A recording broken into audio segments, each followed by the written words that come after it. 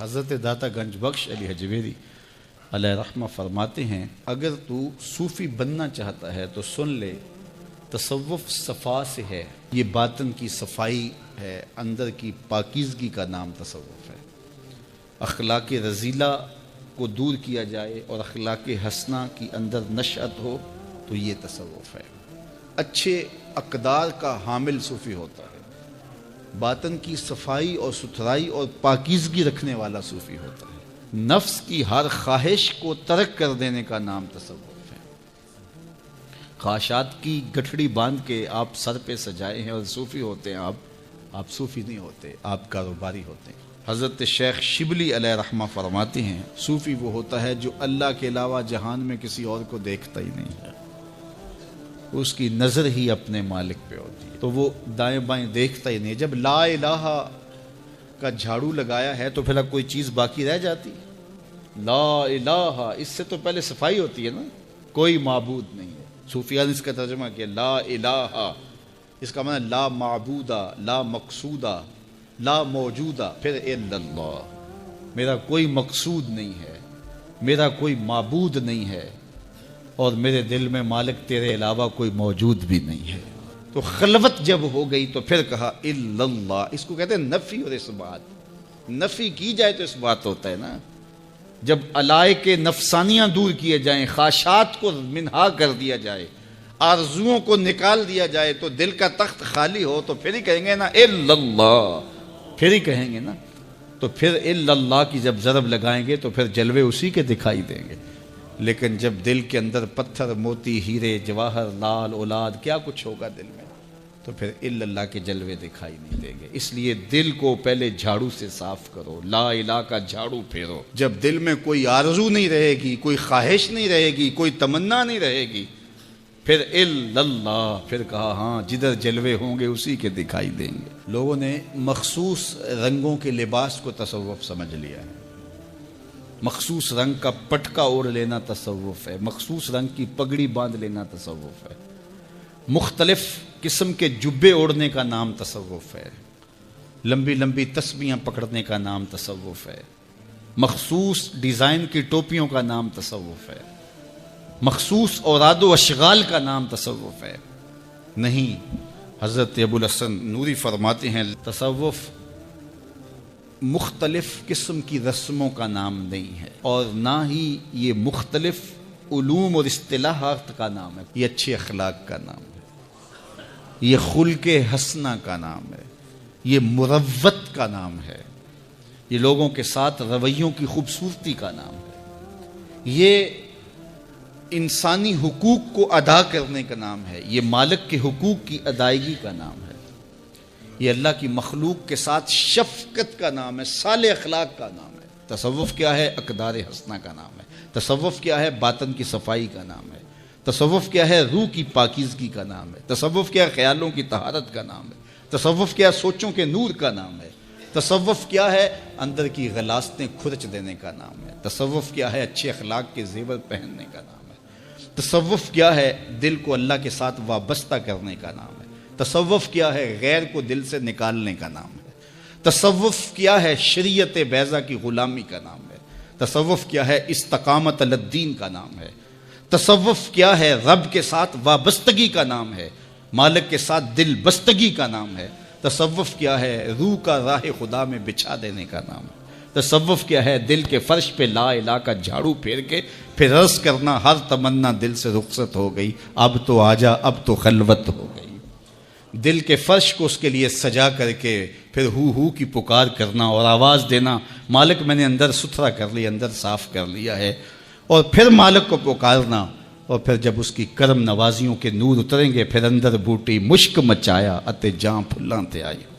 تو تصوف یہ ہے۔ ہم نے تصوف مختلف پٹکوں کو، رنگوں کو، مختلف قسم کی ترجیحات کو، مختلف قسم کی اصطلاحات کو، مختلف قسم کے ناموں کو، عادات کو، خصائل کو تصوف سمجھ لیا۔ تصوف تو باطن کی صفائی کا نام ہے، من کی پاکیزگی کا نام ہے۔ اقبال کہتے ہیں کہ فقر بدر و حنین کی گرمی کا نام ہے، کربلا کے ریگزار میں حسین کی اذان کا نام ہے۔ آج امت جس مشکل حالات میں کھڑی ہے، اور پوری دنیا کے مسلمان جہاں کھڑے ہیں، آج کسی سے مخفی نہیں، اور ہمارے حکمران کیا کر رہے ہیں اور جو ذمہ دار لوگ ہیں وہ کیا کر رہے ہیں، کس سے بھی مخفی نہیں ہے. اپنا دین ایمان بیچا جا رہا ہے. تو یہ قرب قیامت کی نشانیاں ہیں. تو آج وہی بچے گا جو اللہ کی کتاب قرآن مجید کے ساتھ لگ جائے گا. اچھے لوگ تلاش کرے، ضرورت ہے ہماری تلاش کرنا. اگر اچھے لوگ کم ہو گئے تو ہم کہتے ہیں چلو نہیں تو نہ صحیح. یہ ہم کیسے کہہ سکتے ہیں جبکہ ہماری ضرورت ہے؟ ہم جگہ جگہ سے ڈنک کھائیں، جگہ جگہ سے ڈسے جائیں، ان اچھے لوگوں تک پہنچنے کی کوشش کریں. یہ دنیا چکی ہے اور اس کے دو پڑوں کے نیچے جو بھی آ گیا وہ کچلا جائے گا. بچے گا وہی جو کلی کے ساتھ لگ کے رہے گا. تو ہم نے اس کلی کو تلاش کرنا ہے، وہ کہاں ہے؟ ہم کہتے ہیں کوئی بات نہیں، ہم کیا کریں جی، کاروبار کا پتہ ہے ہمیں، کہاں نفع ہے کہاں نقصان ہے، کہاں سودا دینا ہے کہاں نہیں دینا ہے، کہاں کس منڈی سے 2 نمبر مال ملتا ہے کہاں سے 1 نمبر مال ملتا ہے، ہمیں سب پتہ ہے. دنیا کا سارا شعور اور فہم و ادراک ہم رکھتے ہیں. اور یہاں آ کر ہم بھولے بن جاتے ہیں جی ہمیں کیا کریں، ہمیں تو کوئی صحیح ملا ہی نہیں گا. تم ڈھونڈو تو صحیح، ایسے لوگوں کو تلاش تو کرو، در در کی خاک تو چھانو. ایک دن وہ ملیں گے جن کے ملنے سے زندگی پیاری لگنے لگ جائے گی، جن کی قربت میں بیٹھ کے اللہ یاد آئے گا، اور جن کی صحبت تمہیں مالک کے قریب کر دے گی اور تم گناہوں سے خود بخود نفرت کرنے لگ جاؤ. بڑے سخت معاملے ہیں آخرت کے. آج ہمیں نعت خواں بھی کہہ رہے ہیں کہ مجھے دیکھ کے جہنم کو پسینہ آئے. یہ تو منہ میں طوطی بولتا ہے، جو مرضی کہتا پھرے. یہ تو کل قیامت کے دن پتا چلے گا کہ پسینہ کس کو آتا ہے. کبھی جنت کا تمسخر اڑایا جاتا ہے، ہو رے تو کیڑی جنت کا کرنا ہے تذکرہ، اسی جنت کا جس کو رسول اللہ ہاتھ اٹھا کے مانگتے رہے. اسی جنت کا تذکرہ کر رہے ہیں جس کے لیے حضور کا اشتیاق تھا. اسی جنت کی آرزو کر رہے ہیں جس کے لیے حضور نے فرمایا جب اللہ سے مانگو تو جنت فردوس مانگو. تو آج دلیری دی جا رہی ہے. آج پیر بیعت کرنے کے بعد جنت کا پرمٹ دے دیتا ہے. آؤ میں پیروں کے پیر کی کہانی سناؤں آپ کو. حضرت شیخ سعدی شیرازی فرماتے ہیں کہ ایک بندہ مطاف میں کنکروں کے اوپر پیشانی رکھ کے زاروں کے تار ہو رہا ہے اور کیا کہتا ہے، اللہ مجھے معاف کر دے، نہیں تو قیامت کے دن اندھا اٹھانا، میں تیرا کیا تیرے بندوں کا سامنا بھی نہیں کر سکتا. اتنے درد سے روتا ہے کہ لوگ اپنی دعائیں چھوڑ کے اس کے لیے دعا کرتے ہیں. ایک بندہ تو چھوڑ چھاڑ کے قریب کھڑا ہو گیا اور کہتا ہے مالک اسے معاف کر دے، مالک اسے معاف کر دے. کافی دیر کے بعد وہ شخص جو روتا تھا اٹھ کے جانے لگا. اس کو تجسس تھا کہ میں دیکھوں تو صحیح یہ کون ہے اور اس کو تسلی بھی دوں کہ اللہ بڑا کریم ہے، تجھے معاف کر دے گا.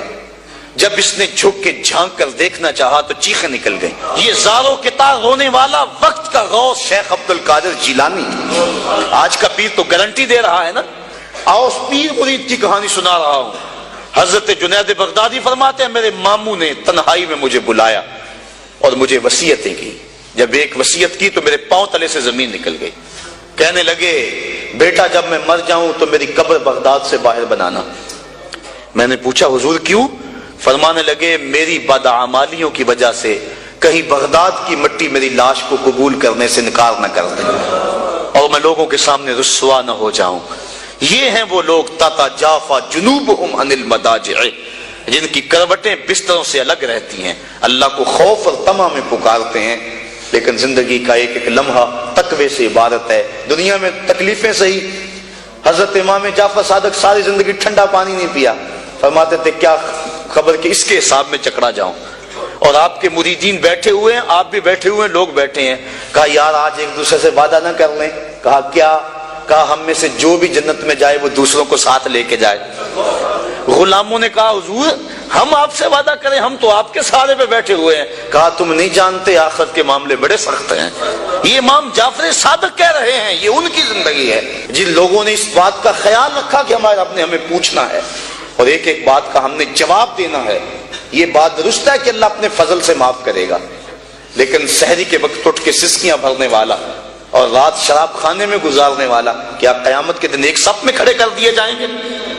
یہ کیسے ہوگا؟ غریبوں کا خون چوسنے والا، بیواؤں اور یتیموں کا مال لوٹنے والا اور رات کی تنہائی میں ان کی مدد کرنے والا کیا ایک صف میں کھڑے کر دیے جائیں گے؟ ایسا کیسے ہو سکتا ہے؟ تو صاحب وہ تقوی ہے کہ انسان اپنی زندگی کے ایک ایک قدم کو بچا بچا کے رکھے کہ میں اللہ کی ناراضگی سے بچ جاؤں. ماہ صفر الخیر، صفر المظفر اپنے دامن میں جہاں بہت ساری برکتیں لیے جلوہ گر ہوتا ہے، وہاں اس ماہ مبارک کو اولیاء کرام کے ساتھ اس اعتبار سے بہت ساری نسبتیں ہیں. جلیل القدر اولیاء کا وصال اسی ماہ منور میں ہوا ہے. اس لیے اطراف و اکناف عالم میں بالخصوص بر صغیر پاک و ہند میں اس مہینے عمومی طور پہ کرامات کا ہی بیان کیا جاتا ہے، جو کہ اولیاء کے حوالے سے ایک عنوان تو ہے، لیکن سارے عنوانات چھوڑ کر کے اس عنوان کو ہی عمومی طور پہ ہمارے ہاں بیان کرنے کا رواج ہے، جس کا نتیجہ کیا ہوا کہ قوم کی تربیت نہ ہو سکی، اور قوم نے ہر شخص کو جس نے دعوی ولایت کیا، جو مسند مشیخیت کے اوپر سج سبر کے بیٹھ گیا، اس کو ولی مان لیا. اور پھر چونکہ کرامات کو قبول کرنے کا ہمارے ہاں جو سلسلہ ہے، تو پھر کرامتیں بکنے لگیں. لوگوں نے کرامات گھڑنا شروع کر دی، حتیٰ کہ خواب گھڑنے شروع کر دیے، کرامات گھڑنی شروع کر دیں. جو روزمرہ زندگی میں اتفاقات ہوتے ہیں، تو اگر وہ پیر صاحب سے ہوا تو اس کو کرامت کا نام دے دیا. پھر سنجیدہ متین لوگ مذاق اڑانے لگے، حتیٰ کہ کچھ لوگوں نے یہ گمان کیا کہ جو پرانے بزرگوں کی کرامات ہے شاید وہ بھی ایسی ہی ہوں. خود حضرت بدر الدین سرہندی علیہ رحمہ فرماتے ہیں کہ میرا گمان یہ تھا کہ اسی طرح خوش فہمی کی بنیاد پر گھڑی ہوئی باتیں ہیں جو منسوب کی گئی ہیں بزرگوں سے. کہتے ہیں وہ تو میری خوش بختی کہ مجھے شیخ احمد مجدد الفسانی کی صحبت نصیب ہو گئی، تو میرا یہ گمان ختم ہوا، اور اگر ایسا نہ ہوتا تو میں اسی گمان پہ تھا. تو اس دور کے اندر سنجیدہ متین پڑھا لکھا طبقہ وہ بعض کا یہ چھوٹے چھوٹے جو ہیں وہ مزاج کے لوگوں سے اس طرح کے اتفاقات کو کرامتیں قرار دینے کی وجہ سے بعض کا دور ہو جاتے ہیں کہ شاید ایسا ہی ہے. تو ایسا نہیں ہے. جو ہمارے بزرگ تھے، اسلاف تھے، ان کی کرامات صادر ہوتی رہی ہیں ماضی میں، اور اب بھی ہوتی ہیں، لیکن یہ زندگی میں کبھی کبھی ہوتا ہے. بہت تھوڑے واقعات ہوتے ہیں زندگی میں. کسی کی زندگی میں ایک دو کرامات کا ظہور ہوا ہے. بعض لوگوں کی زندگی کے اندر ایک کرامت بھی بظاہر نظر نہیں آئی، استقامت ہی ان کی کرامت تھی. سب سے بڑے ولی تو صحابہ تھے، تو آپ ان کی زندگیاں دیکھ لیں، آپ کو اس باب میں بہت کم چیزیں ملیں گی. کچھ اصحاب ہیں جن کی کرامات ہمارے پاس پہنچی ہیں، جس حضرت عمر کا رکے پہ دریائے نیل چلانا، مسجد نبوی میں بیٹھ کے نہاوند کی جنگ کی کمان کرنا، ایسا ہے. مختلف صحابہ کی کرامات پہنچی، لیکن بہت سارے ایسے صحابہ ہیں جن کی کرامات ہمارے تک نہیں پہنچی. تو اصل چیز استقامت علی الدین ہے، دین پر مستقیم ہونا، دین پر ثابت رہنا. تو کرامت کبھی صادر ہوتی ہے، کبھی نہیں بھی ہوتی. دوسرا، کرامت کو علامت نہیں بنایا گیا، اور نہ ہی شرط ہے یہ ولایت کی. اور یہ بات بھی ذہن میں رکھیں کہ ہمارے بزرگ تو چھپایا کرتے تھے ماضی میں.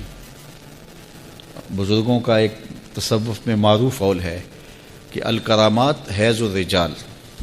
جس طرح ایام مخصوصہ میں عورت چھپاتی ہے اپنے اس عمل کو، تو جو بزرگ ہیں، مرد حضرات ہیں، رجال تصوف ہیں، وہ بھی کرامات کو چھپاتے ہیں. ان کی آرزو نہیں ہوتی کہ کوئی کرامت ہو. اگر کاروبار ہوگا تو بندہ چاہے گا چلو کوئی نہ کوئی ہو جائے تو میرا کام چمک جائے، خود گھڑ بھی لیتے ہیں. لیکن اگر کوئی مقصد ہو کسی کا تو وہ اس قبیل کے لوگ نہیں ہوتے ہیں. الکرامات حیض الرجال، تو وہ چھپانے والی چیزیں ہوتی ہیں، بیان کرنے والی چیزیں نہیں ہوتی. اور دوسرا یہ بات ذہن میں رکھیں کہ نبی پر واجب ہے کہ اپنی نبوت کا اعلان کرے، لیکن ولی کے لیے اظہار نہیں ہے، اس کے لیے استتار ہے. وہ چھپائے، وہ اعلان نہیں کرے گا کہ میں ولی ہوتا ہوں مجھے مان لو، ایسا نہیں ہوگا. وہ تو چھپ کے رہنے کو ترجیح دیتے ہیں. چل بلیا اوتھے چلیے جسے وس دے عقل دے انے. چل بلیا، چل اوتھے چلیے جتھے وس دے عقل دے انے، نہ کوئی ساڈی ذات پہچانے نہ کوئی سانو منے.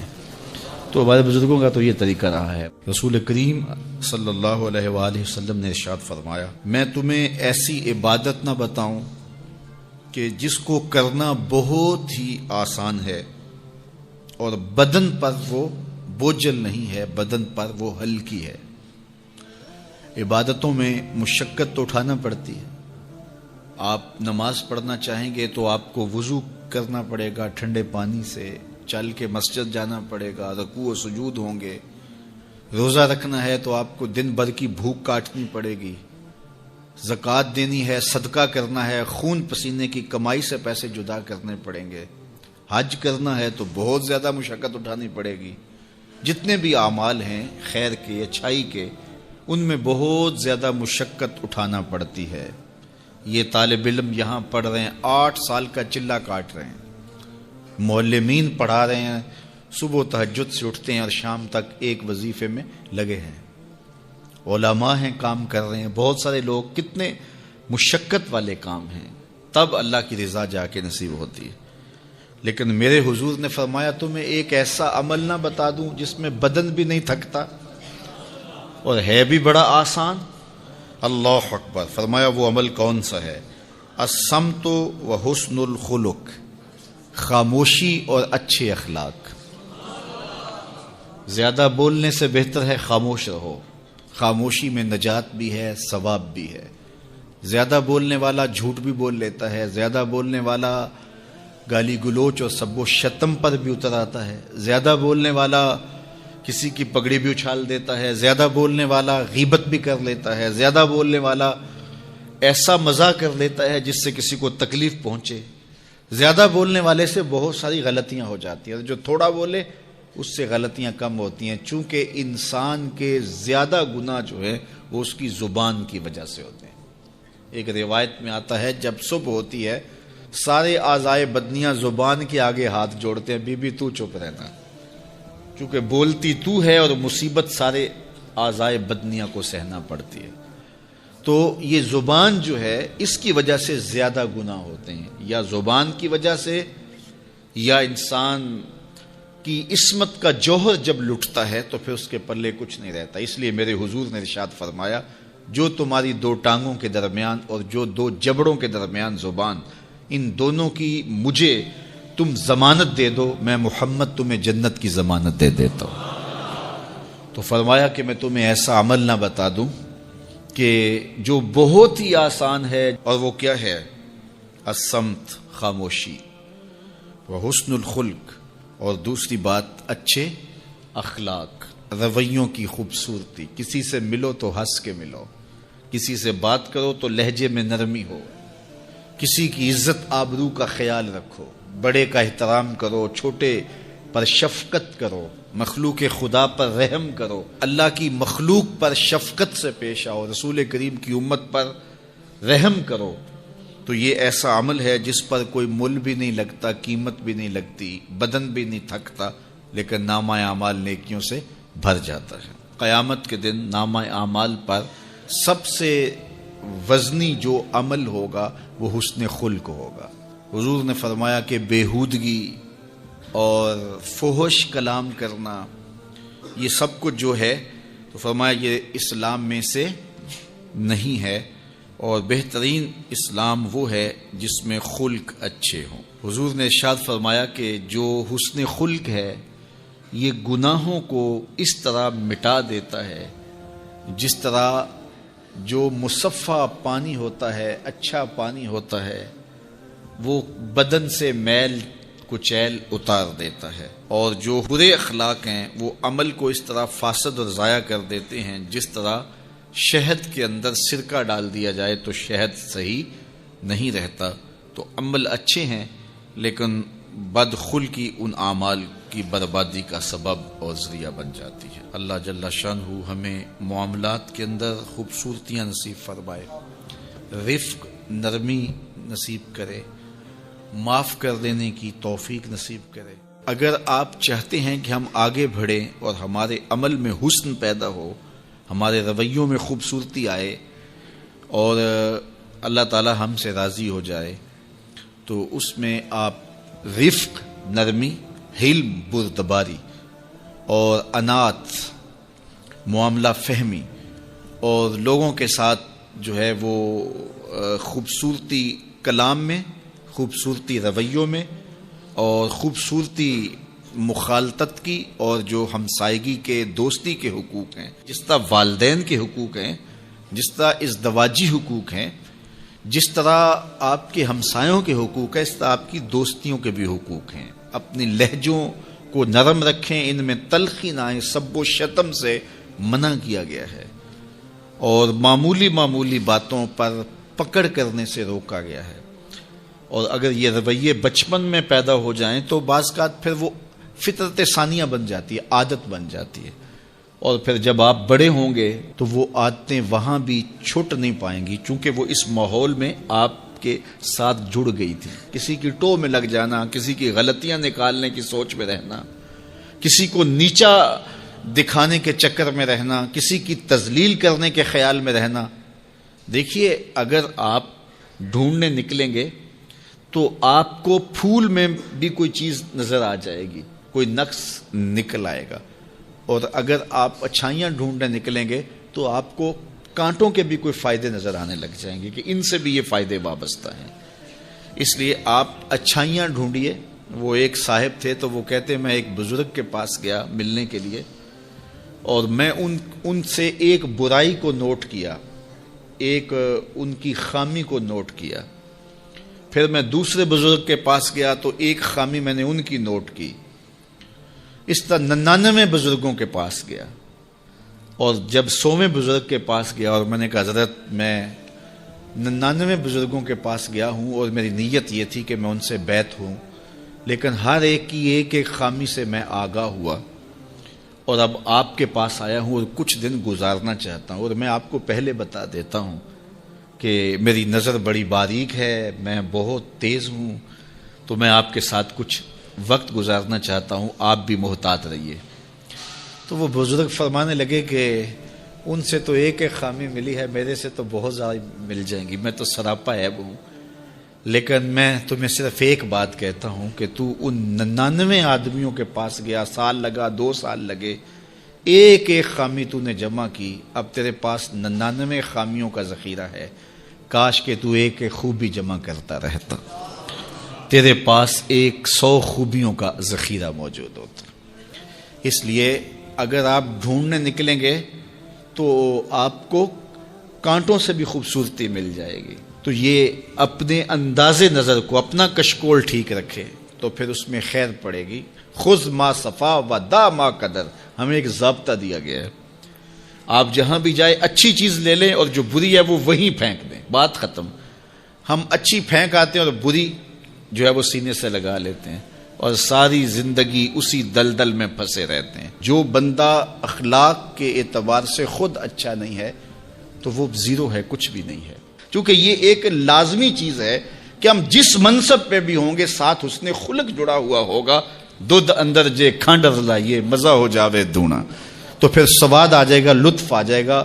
لیکن اگر دودھ بھی ہو تو اس میں بدخلقی کی کڑواہٹ ڈال دی جائے تو پھر آپ ڈاکٹر ہیں، آپ محدث ہیں، آپ مدقق ہیں، آپ مفکر ہیں، آپ مفتی شہر ہیں، آپ علامہ ہیں، آپ پیر طریقت ہیں، آپ شوہر ہیں، آپ باپ ہیں، جو کچھ بھی ہیں، لیکن یہ سب کے ساتھ بدخلقی کی کڑواہٹ اور تلخی شامل ہو گئی تو آپ کا سارا منصب ضائع ہو گیا۔ تو بنیاد کیا ہے؟ آپ کا خلق اچھا ہونا چاہیے، آپ کے لب میٹھے ہونے چاہیے۔ تو میٹھے بول بولو، لہجوں میں جمال پیدا کرو، رویوں میں تلخی نہ آنے دو، خوبصورتی پیدا کرو، اور اپنے انداز زندگی کو مرتب کرو، خلق خدا کے ساتھ اچھے رویے رکھو، بالخصوص اپنی دوستیوں میں ایک اچھے دوست بن کے ابھرو، اور اپنے کلاس فیلوز کے اندر ایک اچھے کلاس فیلو کے روپ کے اندر آگے آؤ۔ پیر کے دن آنے والو، جمعہ کے دن آنے والو، تم بھی جب یہاں سے جاؤ تو تمہارا انداز جو ہے وہ مٹھاس سے بھرا ہوا ہو، تمہارے لفظوں سے کھانڈ نکل رہی ہو، شکر ٹپک رہی ہو تمہارے حرفوں سے، اور مٹھاس تمہارے لہجوں میں گھلی ہوئی ہو، اور تم بات کرو تو پیار پھیلتا چلا جائے اور محبت پھیلتی چلی جائے۔ ہاں، جہاں کہیں سخت بات کرنی ہوتی ہے وہ بھی ایک موقع ہوتا ہے، لیکن عمومی رویوں کی میں بات کر رہا ہوں۔ تو اللہ تعالیٰ جل شانہ ہم سب کو توفیق عطا فرمائے، اور جو کہا جا رہا ہے اس کو سمجھنے کی، روحوں میں اتارنے کی، عمل کا حصہ بنانے کی توفیق عطا فرمائے۔ میرے حضور نے یہاں تک فرمایا کہ کہ جو شخص قرآن پڑھتا ہے اس کے لہجے میں لکنت کی وجہ سے یا اجمی ہونے کی وجہ سے وہ اٹکتا ہے اور اس کا لہجہ ٹوٹتا ہے، تو میرے حضور نے فرمایا اللہ اس کو دوہرا ثواب عطا کرتا ہے، ایک قرآن پڑھنے کا ثواب اور ایک اس کو اٹکنے سے جو تکلیف ہوتی ہے، تو فرمایا اللہ اس کا بھی اس کو ثواب عطا کرتا ہے۔ اور فرمایا یہ وہ پاکیزہ کتاب ہے کہ اگر تمہارا رب سے باتیں کرنے کو جی چاہے تو قرآن کھول کے بیٹھ جاؤ، یہ رب سے ہم کلام ہونا ہے، یہ اپنے رب سے گفتگو کرنی ہے۔ میرے حضور نے فرمایا کہ قرآن اللہ کی وہ لٹکتی ہوئی رسی ہے جس کا ایک سرا تمہارے ہاتھ میں ہے، دوسرا سرا تمہارے رب کے ہاتھ میں۔ تو خوش نصیب ہیں وہ لوگ جو اس کتاب کے ساتھ جڑ جاتے ہیں اور وہ دھرتی، وہ مقام، وہ جگہیں فیروز بخت ہیں کہ جہاں قرآن مجید کی تلاوت ہوتی ہے۔ گھروں کو قبرستان نہ بناؤ، گھروں میں نوافل ادا کرو اور قرآن مجید کی تلاوت سے اپنے گھروں کو آباد کرو۔ اگر گھر میں روزانہ کی بنیاد پہ قرآن مجید کی تلاوت کا معمول بن جائے تو پھر کوئی جن، کوئی بھوت، کوئی آسیب اور کوئی بدرو آپ کو تنگ نہیں کر سکتی۔ جہاں قرآن کی تلاوت تسلسل کے ساتھ ہوتی ہوگی وہاں جن نہیں ہوگا، وہاں ٹونے نہیں ہوں گے، وہاں جادو نہیں ہوگا، وہاں سایہ نہیں ہوگا، وہاں رحمت الہی کا سائبان تان دیا جائے گا۔ جہاں قرآن پڑھا جائے وہاں نزول باران ہوتا ہے، رحمتوں کی برسات ہوتی ہے۔ اور پھر اگر یہ جگہ اللہ کا گھر ہو، مسجد ہو، تو پھر تو دوہری برکت ہو جائے گی نا۔ وہ میاں صاحب نے کہا تھا نا کہ دودھ اندر جے کھنڈ رلائیے تے مزہ ہو جاوے دونا، کہ دودھ خود بھی میٹھا ہوتا ہے، اس کے اندر اگر چینی بھی شامل کر لی جائے۔ یہ روشنیوں کا منبع ہے، یہ مصدر ہے اجالوں کا۔ اس کتاب سے اتنی روشنیاں پھوٹتی ہیں کہ زندگی کے سارے اندھیرے ختم کیے جا سکتے ہیں۔ یہ تمانیت قلب کا سبب بھی ہے، یہ روح کے اجالوں کا سبب بھی ہے، یہ کتاب زندگی ہے، کتاب حیات ہے۔ اس کے بتائے ہوئے اصولوں کے مطابق اگر زندگی بسر کریں گے تو یہ زندگی بھی خوبصورت ہوگی، اور اس زندگی کے بعد ایک اور شروع ہونے والی زندگی ہے، وہ زندگی بھی خوبصورت ہوگی۔ قرآن قبر میں چراغاں کرے گا، قبر میں روشنیاں دے گا، قبر میں اجالا کرے گا۔ اس کتاب کے اندر ایسے ایسے شفا کے نسخے رکھے گئے ہیں کہ ہماری زندگی کے روز مرہ مسائل کا حل ہے۔ مثال کے طور پہ آج کل ہر بندہ معاشی طور پہ پریشان ہے، تو سورہ واقعہ صرف 3 رکوعوں پر مشتمل ہے۔ اگر یہ معمول زندگی بنا لے تو سورہ واقعہ جہاں ہوگی وہاں نحوستیں اور بے برکتیاں نہیں ہوں گی۔ سورہ یاسین پڑھو گے تو بے پناہ برکتیں اس کے دامن میں رکھی ہوئی ہیں۔ اسی طرح سورہ اخلاص صرف 3 مرتبہ پڑھیں گے تو پورے قرآن پڑھنے کا ثواب نصیب کر دیا جائے گا۔ ایک شخص حضور کی خدمت میں حاضر ہوا اور اس نے حضور سے کہا کثیر العیال ہوں، ذرائع آمدنی بہت تھوڑے ہیں، تو میرے لیے کوئی دعا کیجئے، کوئی مجھے نسخہ بتائیے۔ تو آقا کریم نے اس کو جو نسخہ بتایا سنا، فرمایا جب گھر جائے تو گھر والوں کو السلام علیکم کہہ دیا کرو۔ یہ کتنا سوکھا نسخہ ہے اور کتنا اچھا وظیفہ ہے، گھر والے بھی خوش، اللہ رسول بھی خوش۔ اس کے بعد 1 مرتبہ سورہ اخلاص پڑھ لیا کرو۔ غربت توڑ نسخہ، جب بھی گھر جاؤ السلام علیکم، اس کے بعد 1 مرتبہ سورہ اخلاص۔ اور میرے حضور نے فرمایا کبھی ایسا ہو کہ تو گھر جائے، گھر میں کوئی بھی موجود نہ ہو، تو فرمایا عمل چھوڑنا نہیں، فسلم علیہ، پھر مجھے سلام کہہ دینا۔ وہ اپنے نام لیواؤں کو تنہا چھوڑتے کب ہیں، جہاں ہم دم نہ ہو کوئی وہاں سرکار ہوتے۔ وہ کہتے ہیں میں عمل شروع کر دیا، گھر جاتا السلام علیکم، اس کے بعد السلام علیکم کے بعد میں سورہ اخلاص 1 بار پڑھ دیتا۔ اس عمل کی برکت سے میں نے تو امیر ہونا ہی ہونا تھا، میرے ہمسائے بھی امیر ہو گئے، میرے ہمسائے بھی امیر ہو گئے۔ تو قرآن کو اپنی زندگی میں بسا لو، قرآن کو شامل کر لو، دنیا بھی سنورے گی، قبر بھی سنورے گی، نزا کا عالم بھی سنورے گا، حشر میں بھی اجالے ہوں گے، جنت کی بہاریں بھی نصیب ہوں اور رسول اللہ کا ساتھ نصیب ہوگا۔ تو اس کتاب سے جڑو، اس کو ورق ورق پڑھو، اس کو حرف حرف پڑھو، اس کو رکوع رکوع پڑھو، اس کا ایک آیت ممکن ہو تو ایک آیت روز پڑھ لو، اور اس کو ترجمے اور تفسیر کے ساتھ، توضیح کے ساتھ، شان نزول کے ساتھ اس کتاب اللہ کی تلاوت کا معمول بناؤ۔